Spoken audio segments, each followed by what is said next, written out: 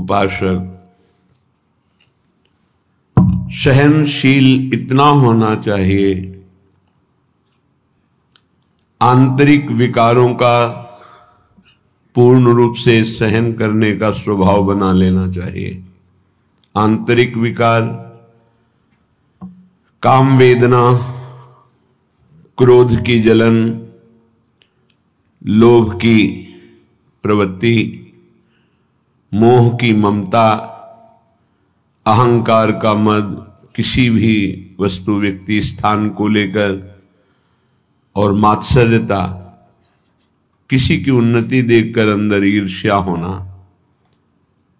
इनको सह जाए। ऐसा नहीं कि उपासक के हृदय में ये स्फुरित ही नहीं होते, ये तो सिद्धों के हृदय में स्फुरित नहीं होते, लेकिन साधक के हृदय में स्फुरित होते हैं, पर वो इनको सहता है, इनके अनुसार कोई चेष्टा नहीं करता। अंदर की मार को जो सह गया वही महापुरुष कहा जाता है। जो मद को, मोह को, मदन को, तीन को परास्त करता है उसे महापुरुष कहते हैं। कोई अहंकार नहीं, कोई भी काम कामना वासना नहीं, किसी से कोई मोह ममता नहीं, सब में अपने भगवान का स्वरूप देखकर सब जीवन शो प्रीति। मद मदन मोह विजयी वो महापुरुष। फिर विजयी होने के लिए इनको सहा जाता है, बस इसी से आप जीत जाएंगे और ये हार जाएंगे। जिसने सहने का निश्चय कर लिया वही महाभागवत। सहत सहत बाढ़े भगति, उसके हृदय में भक्ति का प्रतिपल ऐसा स्वरूप बढ़ता रहता है कि वो अन्य का चिंतन करने की वृत्ति ही खो देता है, अनन्य चिंतन में डूबा रहता है। बाहरी कोई गाली दे, मारे, तिरस्कार करके निकाल दे, सह जाओ, सह जाओ, तुम पवित्र हो जाओगे, तुम महान बन जाओगे। ये संसारी पुरुष इसे नहीं समझ पाएंगे क्योंकि अहम है। कैसे सह जाऊं? वो हमको ऐसा बोलेगा, हम सह जाएंगे, फिर वो और बोलेगा, नहीं, वो बोलने लायक नहीं रहेगा, आप सह जाओ। ये आपका सहनशीलता का स्वभाव ही उसको परास्त कर देगा। सबसे बड़ा बल क्षमा, और वही क्षमा उसका परिवर्तन कर देगी। नहीं परिवर्तन करने लायक है, दंड देने लायक है, तो उसका पतन भी हो जाएगा, बहुत बुरी तरह से नष्ट हो जाएगा वो। उमा क्षमा साप होते भारी, दोनों तरह की मार सह जाए वही महात्मा, चाहे गृहस्थ हो या विरक्त हो। तितिक्षा पहला लक्षण है भगवत प्राप्ति के उपासक का, सहन करना। इसे अंदर बैठा लिए, ना तो किसी से कहना है, ना किसी से सहयोग लेना है, चाहे बाहरी आक्रमण हो चाहे आंतरिक।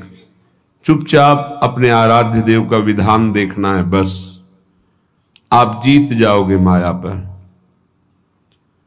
आप मन को अपने अधीन कर लेंगे, जो बहुत कठिन बात है।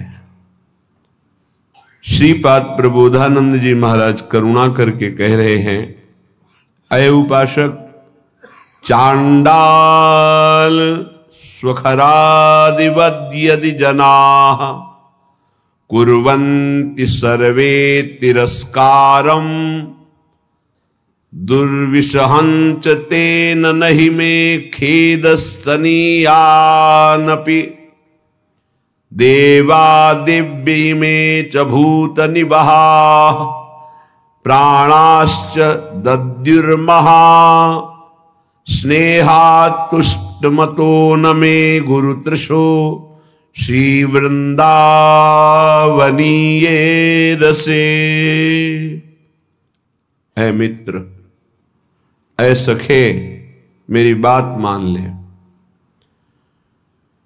जो नीच पुरुष के द्वारा किए हुए अपमान को मुस्कुरा के सह जाता है, वो प्रिया प्रीतम के प्रेम को सहने की योग्यता प्राप्त कर लेता है। ये शर्त है। नीच पुरुष, आप शरीर से उसे दंड देने में सबल हैं, आप तप के द्वारा उसको नष्ट कर सकते हैं, हर तरह से आप उस पर शासन कर सकते हैं। ऐसे होते हुए भी आप किसी भी तरह का उसके लिए कोई दंड विधान नहीं करते और वो आपको गाली दे रहा है। हो सकता है वो आपके शरीर को भी चोट पहुंचा दे, आप मुस्कुरा के चल दिए तो आपको वो वस्तु मिलेगी जो बड़ी बड़ी साधना से नहीं मिलती। ये रहस्य है। यह रहस्य जल्दी किसी की समझ में नहीं आता है। अगर समझ में आ गई तो समझ प्रिया प्रीतम के चरणों तक पहुंच जाएगी। प्रार्थना मान लीजिए, सहन करना प्रिया प्रीतम को प्राप्त करना है। कहने चांडाल स्वखरादिवद, जैसे कोई गधे को, कुत्ते को ऐसे बुरी तरह से तिरस्कार करे, वो क्या करेगा? चल देगा। गधा खड़ा है, क्या करोगे? डंडा मारोगे, उसको गाली दोगे, वो चल देगा वहां से। वो कोई आप प्रतिक्रिया नहीं करेगा आपके प्रति, वो भाग पड़ेगा वहां से। कुत्ता है, आप टुकड़ा रोटी का डालिए, पुचकारिए, आएगा, फिर डंडा मार दीजिए, फिर चला जाए, फिर पुचकारिए, वो फिर एक बार आपको देखकर हिम्मत करेगा, फिर आएगा, फिर मार दीजिए। वो कोई प्रतिक्रिया नहीं करेगा, प्रतिकूल व्यवहार नहीं कर पाएगा। ऐसे एक बार परमहंस श्री स्वामी ओंकारानंद सरस्वती जी महाराज उनके चरणों में बैठे हुए थे, तब उन्होंने कहा, बच्चा, साधु को इतना सहनशील होना चाहिए जैसे कुत्ते का। कुत्ते का सहनशील स्वभाव, उसे टुकड़ा डालो, पुचकारो, आ जाएगा, डंडा मारो, भाग जाएगा, फिर बुलाओ, फिर आ जाएगा। उसको मान अपमान का कहीं कोई बोध नहीं। ऐसे ही कई बार साधु का अपमान हो, फिर आओ अच्छा ले लो रोटी, फिर गाली दे, फिर भगा दे, फिर आओ अच्छा ले लो। उसको कभी बुरा नहीं लगना चाहिए और आखिरी बात तक फिर हाथ फैला देना। लाइए, ये बड़ी बात जो महापुरुषों में पाई गई, ये बड़ी बात पाई गई। मानापमान का किंचन मात्र भी कोई प्रभाव नहीं। श्वान की तरह जैसे उसको मान अपमान का कोई, तब वो त्रिभुवन पूज्य ब्रह्मा के द्वारा भी नमस्कार योग्य हो जाता है। ऐसे महापुरुषों के पीछे भगवान डोलते हैं कि इनकी चरण रज हमारे ऊपर पड़ जाए। स्वयं भगवान कहते हैं, मैं ऐसे भक्तों के पीछे डोलता हूं। निरपेक्षम मुनिम शांतम निर्वैरम सम दर्शनम अनुब्रजाम्य हम नित्यम पूरे त्यंगुरेणु भी। हे, बहुत बढ़िया अवसर है, सह जाओ। जब कर्म भोग आता है तो किसको गाली दोगे? सहते हो ना, तो एक कर्म भोग मानकर सह जाओ। अंदर विकार आवे तो सह जाओ, बाहर कोई अपमान करे, गाली दे तो सह जाओ। बहुत ऐसे स्थान पर पहुंच जाओगे जहां सुख ही सुख है, दुख का लेश नहीं है। और ये अपमान करने वाले, निंदा करने वाले वहां पहुंचाने में हमारा बड़ा सहयोग करते हैं। इसलिए कभी इनका बुरा ना सोचे। करत जे अनशहन निंदक तिन्हु पे अनुग्रह कियो। हे भगवान, इनको कभी दंड मत देना, इनकी बुद्धि शुद्ध कर दो, इनका शरीर स्वस्थ रहे। नाथ, ये तो यंत्र मात्र हैं आपके मंगल विधान कराने में, हम इनको बिल्कुल दोषी नहीं मानते। ऐसा स्वभाव भक्तों का होता है। कह रहे हैं कि नीच पुरुषों द्वारा, जैसे चांडाल आदि हैं, चांडाल कहते हैं जो चतुर्वर्ण से रहित, जो मांस मदिरा व्यभिचार हिंसा इस तरह के आचरण करता है, उसे चांडाल कहते हैं। तो कुछ भी खा सकता है।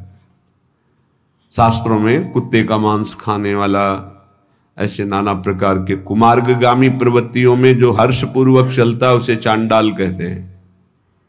ऐसों के द्वारा भी यदि इस तरह से अपमान किया जाए जैसे कुत्ते और गधे का, स्वखरादिवद यदि जना कुर्वन्ति सर्वे तिरस्कारम, यद्यपि दुर्विशहंच सहन करना ये साधारण पुरुषों की हिम्मत नहीं है, ये केवल महात्मा की हिम्मत है, दूसरे की ताकत नहीं। महात्मा किसी वेश का यहां संबोधन नहीं है, यहां गुणों का संबोधन है। वो गृहस्थ भी हो सकता है, वो स्त्री भी हो सकता है, वो पुरुष भी हो सकता है, बालक भी हो सकता है, जवान भी हो सकता है। ये बात धैर्यपूर्वक समझनी है। भगवान कृपा करते हैं, ऐसा अवसर देते हैं कि हमारा अपमान होता है। उस समय अपनी स्थिति को नापिए कि आप क्या है। यदि उस समय भगवान का मंगल विधान मान करके आप प्रसन्न मुद्रा में हैं, जोई जोई प्यारो करे सोई मुहि भावे, बस बात बन गई। देखना कुछ ही दिनों में आपकी भूमिका बदल जाएगी हृदय की, आपकी स्थिति अध्यात्म की ऊंचाई पर पहुंच जाएगी। खेदस्तनीयानपि, खेद भी नहीं होना चाहिए। यद्यपि तिरस्कारम दुर्विसहंच तेन नहीं में खेदस्तनीयानपि, यद्यपि असहनीय होता है। ऐसा नहीं है, बातों से बोलना सरल है, लेकिन जब ऐसा जीवन में आता है तो असहनीय होता है। और भगवत कृपा से 20 बार ऐसा आया है पूरे जीवन में, जब सामने से तिरस्कार हुआ है, अपमान हुआ है। अब गंगा किनारे भ्रमण कर रहे हैं, बहुत से ऐसे शराबी, चोर, डाकू ऐसे मिले जिन लोगों ने बस भगवान का विधान मान करके, जैसी आपकी प्रभु इच्छा। कभी कभी जब ज्यादा व्याकुलता होती तो आकाश की तरफ देखते हैं। ये आकाश भगवान का स्वरूप है, ये निर्मल है, ये निर्विकार है। ये बादल जो आप देखते हैं आकाश में नहीं है, ये तो बहुत नीचे हैं। हमें लगता है जब हवाई जहाज उड़ता होगा तो बादलों को करो, क्योंकि आकाश की सीमा नहीं, असीम है। ऐसे ही आकाश को देखने से लगता है मेरे भगवान जैसे असीम और निर्विकार हैं, कहीं भी देखो आकाश मिलेगा। ऐसे ही भगवान अपने भक्त को असीम और निर्विकार बनाना चाहते हैं, शरीर की सीमा में नहीं रखना चाहते। बड़ा बल मिलता था आकाश से। जब कभी कोई विक्षेप पड़ता तो एकांत में आकाश की तरफ देखते, मानो भगवान उपदेश देते थे आकाश के रूप में। खेदस्तनीयानपि, खेद भी नहीं होना चाहिए कि हमने कोई अपराध तो किया नहीं, ऐसा क्यों? नहीं नहीं, भगवान का विधान है। मंगलमय भगवान का ये विधान है जो हमारी हृदय की भूमिका को बढ़ा रहा है। आप कहेंगे भगवान का विधान साधकों के साथ तो जाने दो, सिद्धों के साथ वो करते हैं। बड़े बड़े सिद्धों को यही अपने ब्रज में पंडित रामकृष्ण बाबा जी महाराज, बड़े सिद्ध महापुरुष, संपूर्ण ब्रजमंडल के परम पूजनीय, ब्रजवासियों के द्वारा अत्यंत दुलार किए गए और संपूर्ण शास्त्रों के मर्मज्ञ और भावदेश में प्रवेश पाए हुए महापुरुष। कुछ धनी मानी भगत आए, ब्रजवासी और संतों का भंडारा किया, सब बांट दिया। शाम के कुछ लोग आए, कहा सुना था धनी मानी आए थे, क्या है लाओ मुझे। बाबा ने कहा यहां तो कुछ नहीं रखा गया, सब बांट दिया। एक लाठी मारी, रक्त प्रवाह होने लगा। कुटिया में गए, देखा वास्तविक कुछ नहीं था। तो उनका अच्छा चोट लग गई, कहा कोई बात नहीं, कोई बात नहीं। अचले से बांध लिया सर। इतने सिद्ध महापुरुष, ऐसा प्रहार, रक्त स्राव होने लगा। बड़े बड़े संतों के जीवन में ऐसा देखा गया कि ऐसी घटनाएं घटती हैं, लेकिन वो गंभीर शांत भगवान का विधान मानते हैं। तो साधक को ऐसी परिस्थिति में भगवान में चित्तवृत्ति लगा लेनी चाहिए कि कोई मंगल विधान है जो हमारे पापों का शमन कर रहा है, जो हमें पवित्र कर रहा है, जो हमारी अध्यात्म की भूमिका को उठाने के लिए भगवान ने ये लीला रची है, सह जाना चाहिए।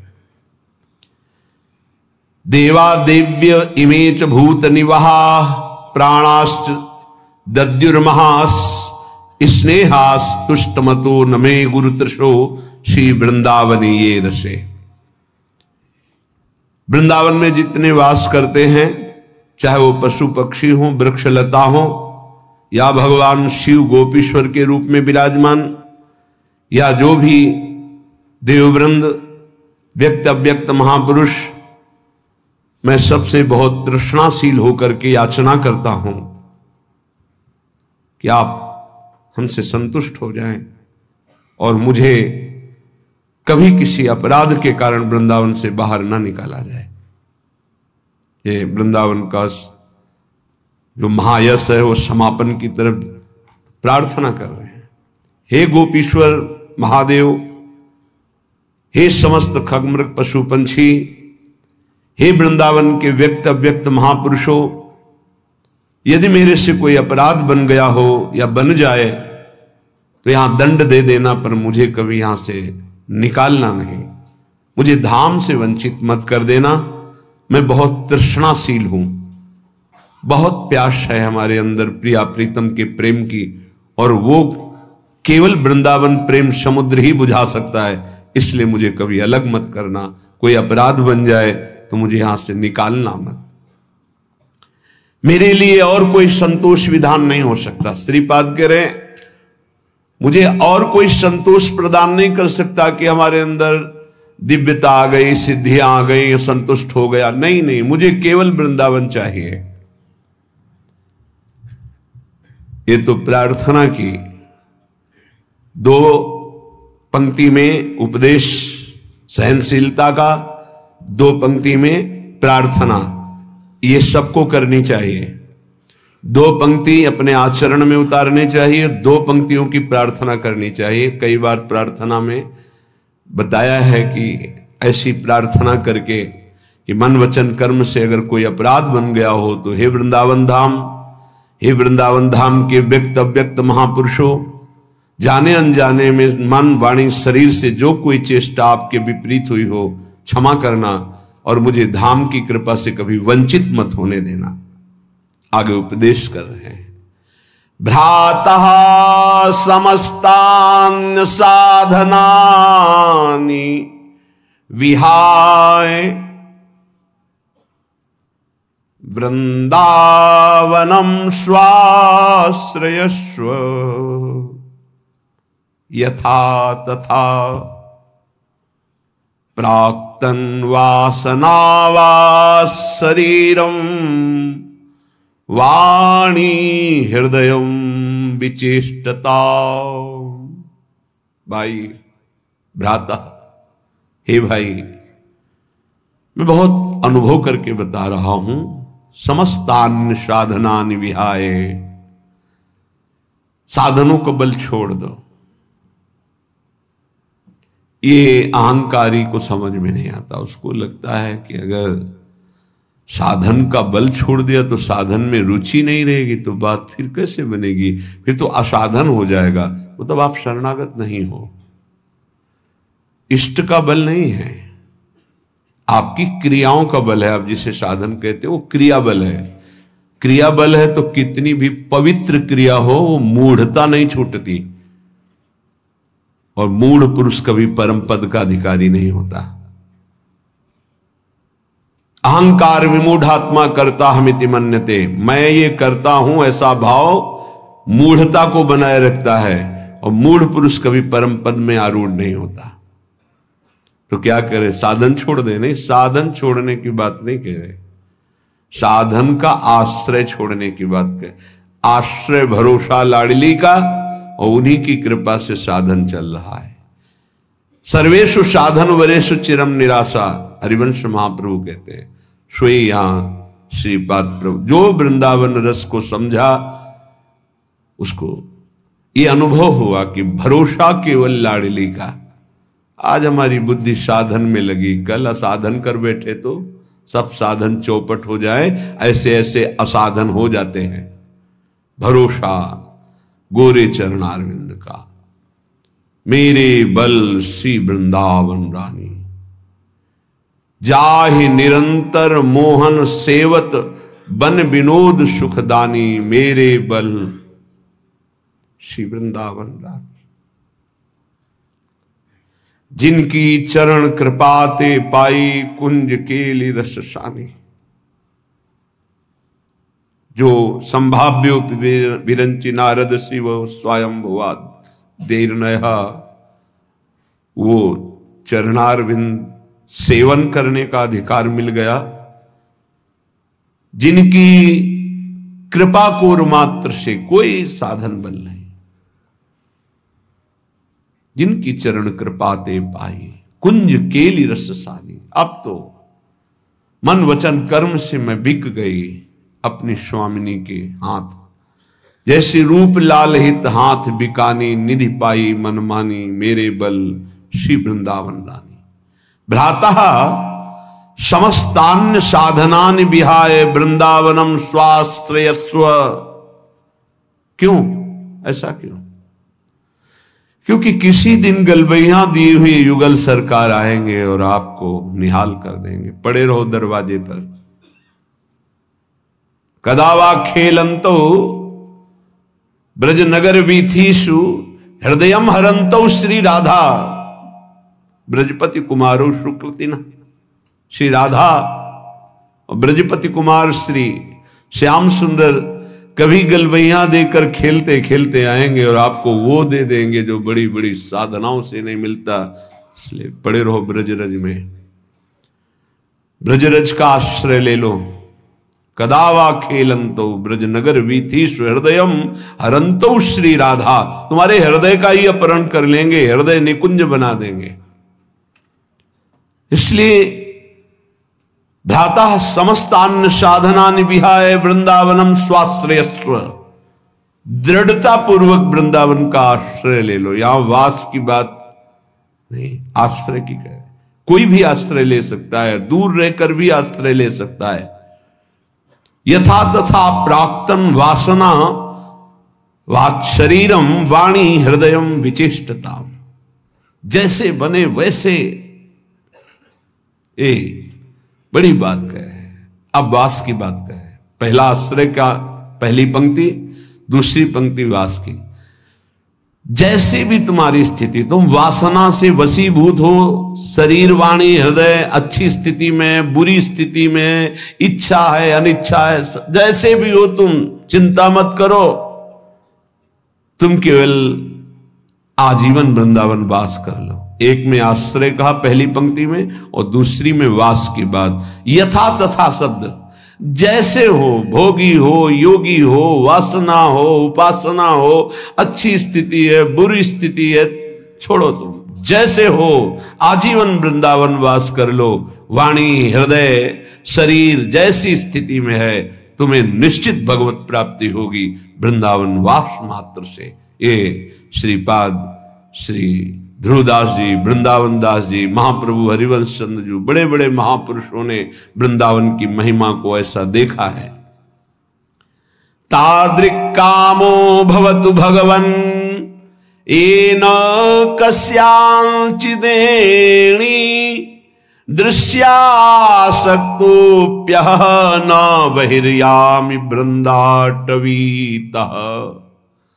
तादृग्दम्भोच्युदयतु तथा अहंकृतिश्चापि मे स्यात् येनाप्यस्मिन् रसमय वने रोचये नित्यवासम्। हे मृगनयनी श्री किशोरी जी, मुझे अपने जनों का संग करा के कोई काम दिलवा दो। तादृक् कामो भवतु भगवन् येन कस्यांचिदेनी। कोई भी काम, सोनी लगाऊंगा, पूछा लगाऊंगा, जूठे पात्र मार्जन करूंगा, जो भी आप कोई सेवा दिला दीजिए। यहां सेवा शब्द को बहुत सरल शब्दों में कहा। तादृक् कामो भवतु, कोई काम दिलवा दीजिए। काम जैसे टहल करने वाले, सेवा करने वाले कि आप काम वाली आती है, काम वाले आते हैं, ऐसा बहुत अपने को हे भाव से लेकर के कोई मुझे अपने धामवासी का काम दिलवा दीजिए, धामवासी की किसी की सेवा बन जाए, मैं उनका सेवक बन करके रहूं, ऐसा। हे मृगनयनी, उस काम का फल क्या होगा मैं जानता हूं। उस आपके वृंदावनवासी की सेवा का फल यह होगा कि आप हम पे रीझ जाएंगे और आपके चरण कमलों का सानिध्य मिल जाएगा। स्वामिनी, मैं केवल आपको रिझाना चाहता हूं, आपको बस। वो मुझे पता नहीं कि आप कैसे रिझती हो, मैं अन्यत्र कहीं ना मन लगाना चाहता हूं, ना जाना चाहता हूं, ना कुछ पाना चाहता हूं। ध्यान दीजिए, ना अन्यत्र कहीं मन लगाना चाहता हूं, ना जाना चाहता हूं, ना पाना चाहता हूं। यद्यपि मैं दंभी हूं। दंभी इसलिए हो सकता है कि मैं जो कह रहा हूं पूरा सत्य ना हो, जो कहा जाता है वो सत्य होना चाहिए, नहीं तो दंभ होता है। तो हो सकता है प्रियाजू, मैं जो कह रहा हूं कि मैं मन से, वचन से, कर्म से केवल आपको पाना चाहता हूं, तो हो सकता है कोई और भी इच्छाएं हो, तो मैं दंभी भी हो सकता हूं, अहंकारी भी हो सकता हूं। पर दंभी और अहंकारी भी होकर के मैं केवल आपके ही चरणों की दास्ता चाहता हूं, मुझे कभी किसी और में रुचि ना हो। हे मेरे लाडली लाल, हे मृगनयनी किशोरी जू, हम पर कृपा कर दो। वरम वृंदारण्ये हरि हरि करे खर पर भृतो, भ्रमामो भैक्षार्थ स्वपच गृह बीथी सुदिन सहा, तथापि प्राचीनैः परम सुकृतैरत्र मिलितम् नने व्यामोऽन्यत्र क्वचिदपि कथंचिद वपुरिदम्। वरम वृंदारण्ये हरि हरि, हे हरि, हे हरि, बड़े आर्त भाव से पुकार रहे हैं, हे हरि, हे हरि, कृपा कर दो। क्या मैं वृंदावन वास करूं और हाथ में रज का पात्र लेकर के भिक्षा मांगूं और वृंदावन के स्वपच तक की भिक्षा जूठन मांग करके उदर पूर्ति करूं, राधा राधा राधा ऐसा गाता रहूं। वृंदावन में जाति पक्ष को नहीं देखा जाता, जो ऐसा देखते हैं उनके सुकृत नष्ट हो जाते हैं। हरिराम व्यास जी बहुत बड़े अद्भुत दिग्विजयी विद्वान, जिनके शिष्य मधुकर शाह जैसे महाभागवत, वो कह रहे हैं महाप्रभु हरिवंश चंद्र जी के जब शिष्य हुए, वृंदावन की रज का सेवन किया, रस का स्पर्श हुआ, तब जो उनको अनुभव हुआ वो कह रहे हैं, व्यास रसिक तेई बड़े, ब्रजते अनत न जाए, वृंदावन के स्वपच की जूठन मांगे खाए।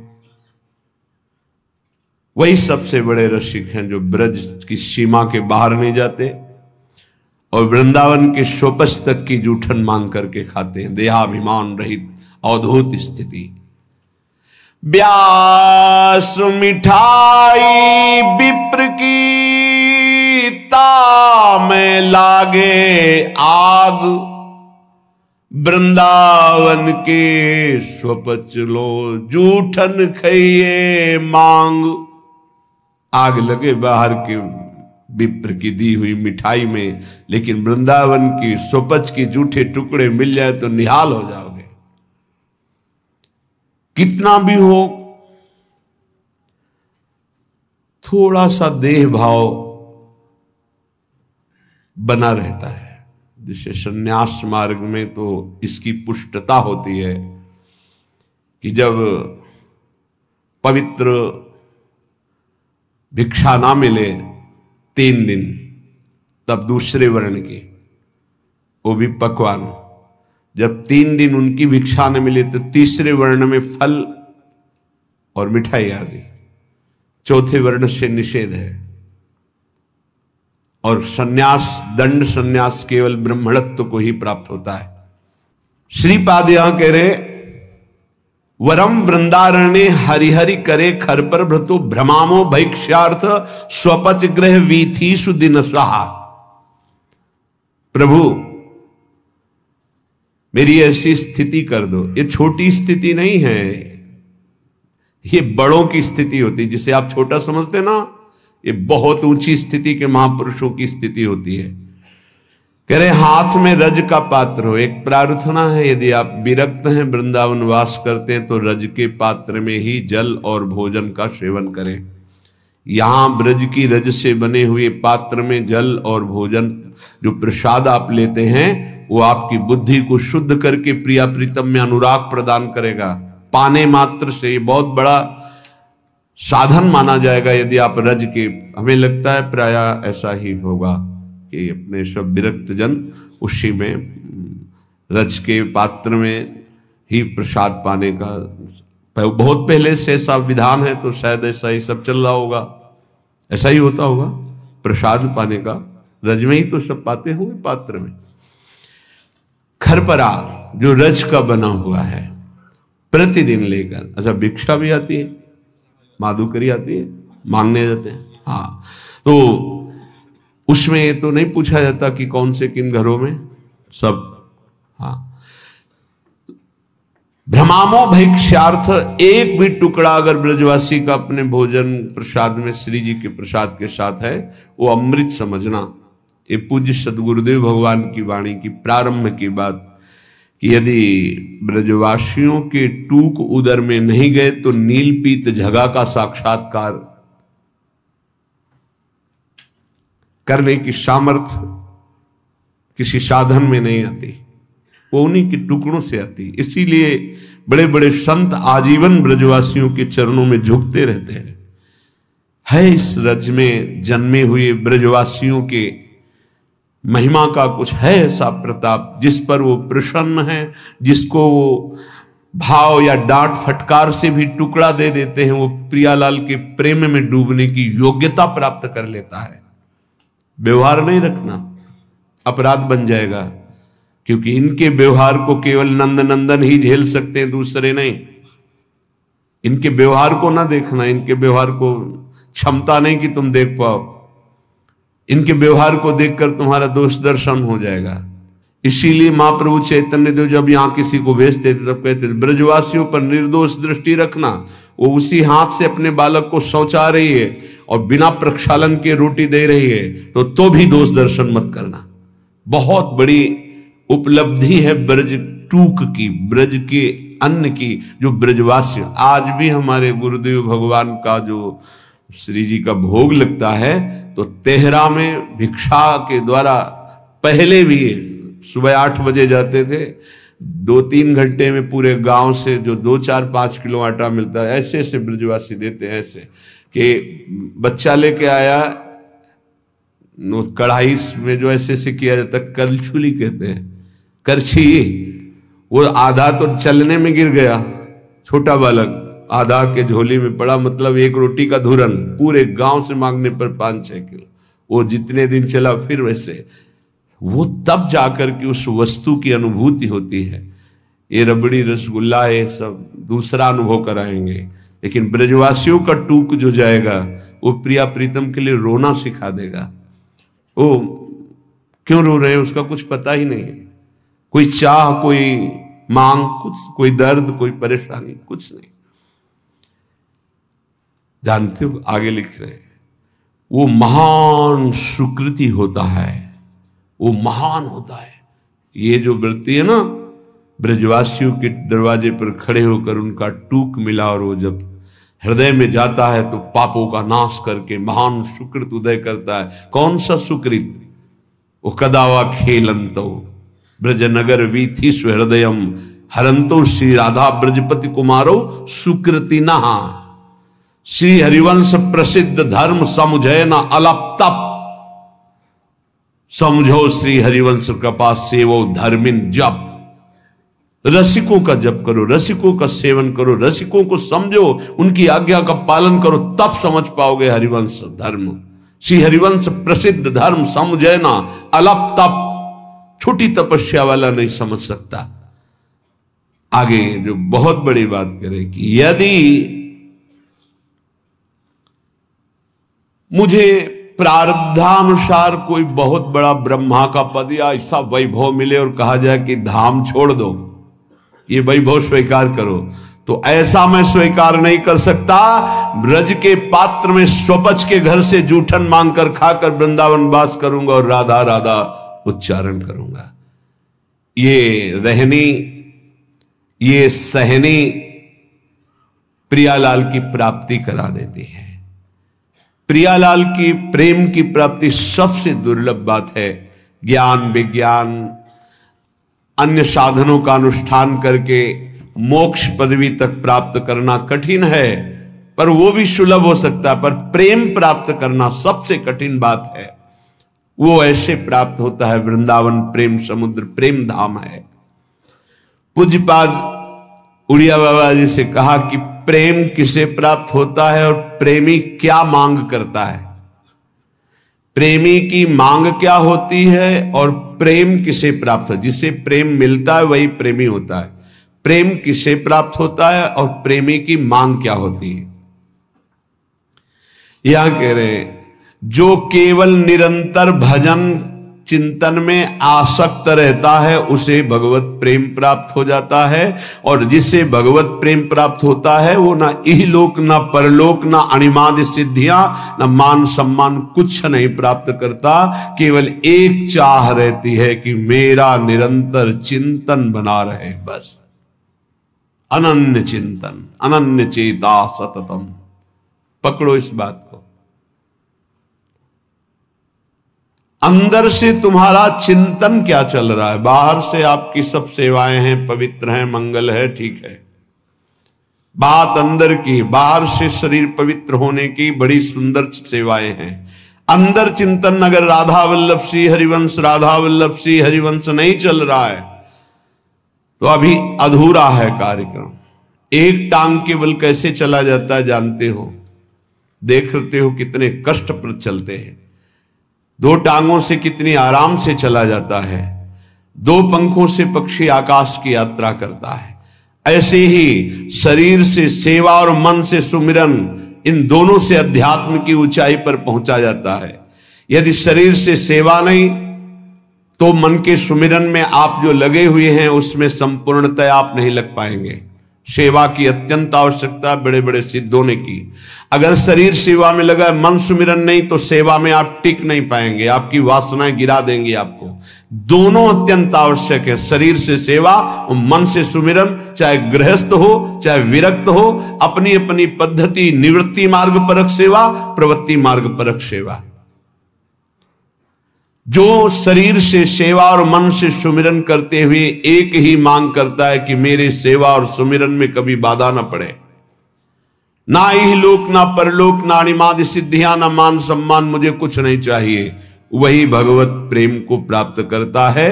भगवत प्रेमी में भगवत चिंतन के सिवा, भगवत प्रेम के सिवा कोई मांग नहीं रहती।